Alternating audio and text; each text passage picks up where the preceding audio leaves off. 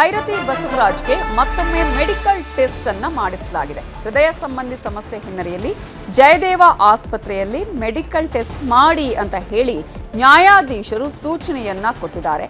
ಹೃದಯ ಸಂಬಂಧಿ ಅವರಿಗೆ ಕಾಯಿಲೆ ಇದೆ, ಹಾಗಾಗಿ ಅವರನ್ನ ಮೆಡಿಕಲ್ ಟೆಸ್ಟ್ಗೆ ಒಳಪಡಿಸಬೇಕು ಅಂತ ಹೇಳಿ ಭೈರತಿ ಅವರ ಪರ ವಕೀಲರು ನ್ಯಾಯಾಧೀಶರಲ್ಲಿ ಕೇಳಿದ್ದಾರೆ. ಈ ಹಿನ್ನೆಲೆಯಲ್ಲಿ ಬಂಧನದ ಬಳಿಕ ಕೋರ್ಟ್ಗೆ ಹಾಜರುಪಡಿಸಿದ್ರು ಸಿಐಡಿ ಅಧಿಕಾರಿಗಳು. ಬೋರಿಂಗ್ ಆಸ್ಪತ್ರೆಯಲ್ಲಿ ಹೃದಯ ಸಂಬಂಧಿ ಸಮಸ್ಯೆ ಬಗ್ಗೆ ಉಲ್ಲೇಖ ಮಾಡಿರುವ ಹಿನ್ನೆಲೆಯಲ್ಲಿ ನ್ಯಾಯಾಧೀಶರ ಗಮನಕ್ಕೂ ಕೂಡ ವಕೀಲರು ಈ ಒಂದು ಅಂಶವನ್ನ ತಂದಿದ್ರು. ಈ ಹಿನ್ನೆಲೆಯಲ್ಲಿ ಮೆಡಿಕಲ್ ಟೆಸ್ಟ್ ಮಾಡಿಸುವಂತೆ ತನಿಖಾಧಿಕಾರಿಗೆ ಸೂಚನೆಯನ್ನ ನೀಡಲಾಗಿದ್ದು, ಈ ಪ್ರಕರಣದ ತನಿಖಾಧಿಕಾರಿ ಪಿ ಗೌತಮ್ಗೆ ನ್ಯಾಯಾಧೀಶರು ಮೆಡಿಕಲ್ ಟೆಸ್ಟ್ಗೆ ಸೂಚನೆಯನ್ನ ಕೊಟ್ಟಿದ್ದಾರೆ.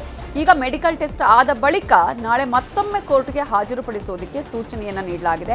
ಆವಾಗ ಸಿಐಡಿ ಕಸ್ಟಡಿಗೆ ಕೊಡ್ತಾರಾ ಅಥವಾ ಅವರನ್ನ ಜೈಲಿಗೆ ಕಳುಹಿಸ್ತಾರಾ ಅನ್ನೋದರ ಬಗ್ಗೆ ಗೊತ್ತಾಗಲಿದೆ. ಆದರೆ ಇದೀಗ ಅವರಿಗೆ ಹೃದಯ ಸಂಬಂಧಿ ಕಾಯಿಲೆ ಇರುವಂತಹ ಹಿನ್ನೆಲೆಯಲ್ಲಿ ಮತ್ತೊಮ್ಮೆ ಮೆಡಿಕಲ್ ಟೆಸ್ಟ್ ಮಾಡೋದಕ್ಕೆ ನ್ಯಾಯಾಧೀಶರು ಸೂಚನೆಯನ್ನ ಕೊಟ್ಟಿದ್ದಾರೆ. ಈ ಅಂಶವನ್ನ ನ್ಯಾಯಾಧೀಶರ ಗಮನಕ್ಕೆ ತರ್ತಾರೆ ಭೈರತಿ ಪರ ವಕೀಲರು. ಆ ಸಂದರ್ಭದಲ್ಲಿ ಭೈರತಿ ಪರ ವಕೀಲರ ಮನವಿಯನ್ನ ಆಲಿಸಿರುವಂತಹ ನ್ಯಾಯಾಧೀಶರು ಇಂತಹ ಕಾಯಿಲೆಗೆ ಸಂಬಂಧಪಟ್ಟ ಹಾಗೆ ಆಗಿರ್ಬೋದು ಅಥವಾ ಆರೋಗ್ಯ ವಿಚಾರಕ್ಕೆ ಸಂಬಂಧಪಟ್ಟ ಹಾಗೆ ಮತ್ತೊಮ್ಮೆ ಟೆಸ್ಟ್ ಮಾಡಿಸಬೇಕು ಅಂತ ಹೇಳಿದ್ರೆ ಮಾಡಿಸಬಹುದು ಅನ್ನುವಂತಹ ಸೂಚನೆಯನ್ನ ಕೊಟ್ಟು ಅದೇ ರೀತಿಯಾಗಿ ತನಿಖಾಧಿಕಾರಿ ಕೂಡ ಸೂಚನೆ ಕೊಟ್ಟಿದ್ದಾರೆ. ಈ ಹಿನ್ನೆಲೆಯಲ್ಲಿ ಜಯದೇವ ಆಸ್ಪತ್ರೆಯಲ್ಲಿ ಮೆಡಿಕಲ್ ಟೆಸ್ಟ್ ಅನ್ನ ಮಾಡಲಾಗುತ್ತೆ.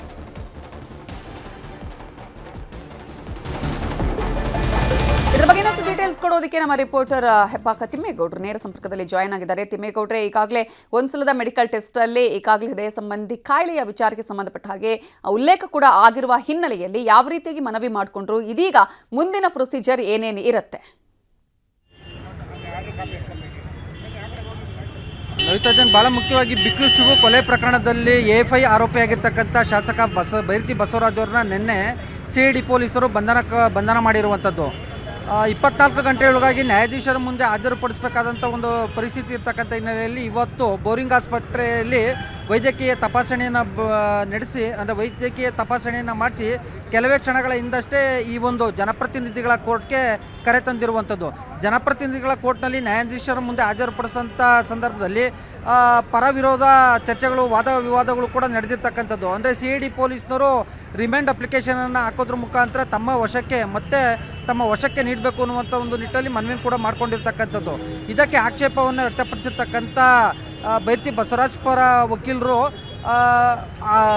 ಭೈರತಿ ಬಸವರಾಜ್ ಅವ್ರಿಗೆ ಹೃದಯ ಸಂಬಂಧಿ ಕಾಯಿಲೆ ಇರ್ತಕ್ಕಂಥ ಹಿನ್ನೆಲೆಯಲ್ಲಿ ಅವರನ್ನು ಮತ್ತೆ ಸಿಐಡಿ ಪೊಲೀಸ್ನವರ ವಶಕ್ಕೆ ನೀಡಬಾರ್ದು, ಮತ್ತೊಂದು ಕಡೆಗೆ ಈಗಾಗಲೇ ಪೊಲೀಸರು ವಿಚಾರಣೆ ಕೂಡ ನಡೆಸಿದ್ದಾರೆ ಅನ್ನುವಂಥ ಒಂದು ನಿಟ್ಟಲ್ಲಿ ಭೈರತಿ ಬಸವರಾಜ್ ಪರ ವಕೀಲರು ವಾದವನ್ನು ಮಾಡಿರ್ತಕ್ಕಂಥದ್ದು.